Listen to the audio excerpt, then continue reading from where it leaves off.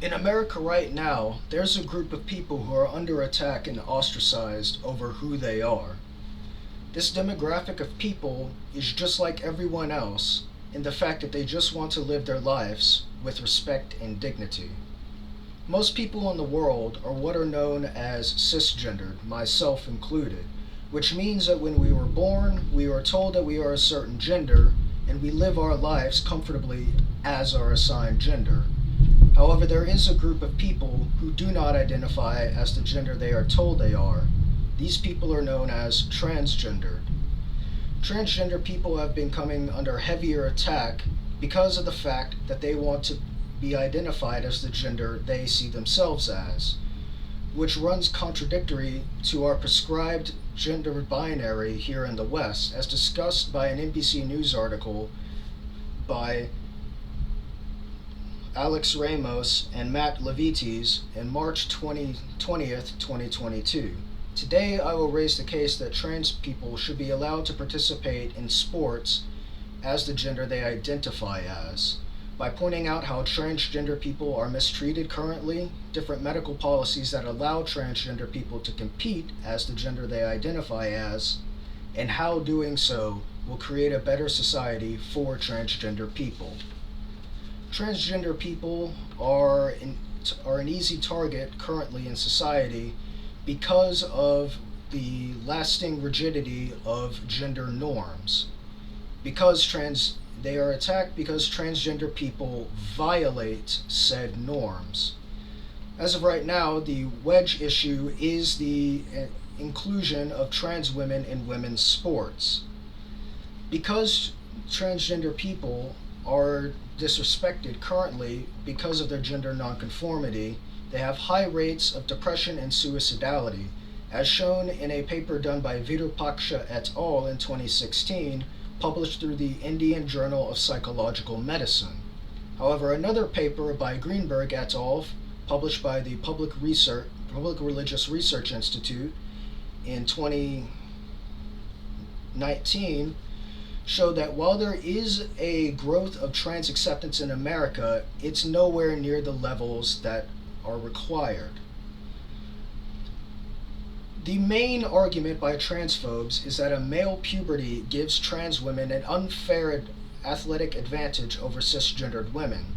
However, a meta-analysis done by Jones et al., titled A Systematic Review of the Literature of Participation and Competitive Sports Policies, published through Journal of Sports Medicine in 2017, found that at least 2 consecutive years of hormone replacement therapy was enough to negate the advantages of a male puberty experienced by a transgender woman. Trans women are a small demographic that are marginalized because of their identity. However, people's fears about them are unfounded and unsupported by the professional sports leagues. Transphobia is a wedge issue used to normalize more transphobia in the future.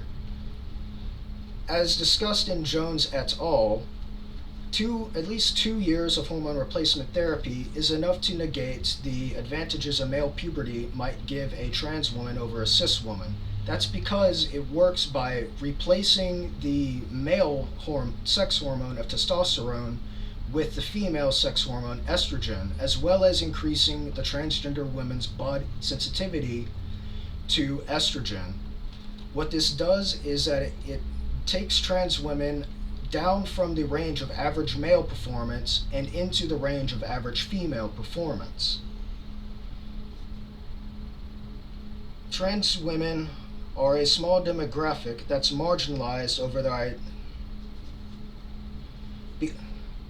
Another thing to keep in mind that isn't talked about enough is how in the Olympic Games, transgender women have been allowed to compete on the same level as women since 2004. The International Olympics Committee has accepted this reality for about 18 years now. So similar policies are fine for primary school and collegiate sports programs. Trans women are the target of a modern-day segregation, but just how, like under Jim Crow, the desegregation of sports was vital for the civil rights movement, such as the desegregation of trans and cis people for fighting transphobia. It wasn't that long ago that sports was segregated on the basis of race, with the racist idea of essential racial characteristics cited for the reasoning why black and white athletes should be separated. However, these pseudoscientific beliefs were challenged by education meant to dispel these racist beliefs between white and black people, which was a major boon for the civil rights movement. This is analogous with trans people, as allowing transgender women to compete in women's sports will create a society that is more accepting for transgender people. This is corroborated in Verupaksha et al., that found that by doing so, society will begin to treat trans people with the respect and dignity they deserve. Trans identity has always existed. However, its relevance in the cultural zeitgeist is a newer phenomenon. While Americans are growing more accepting of trans people, the struggle carries on. By keeping trans women from competing in women's sports, we are keeping an open door for further transphobia in society.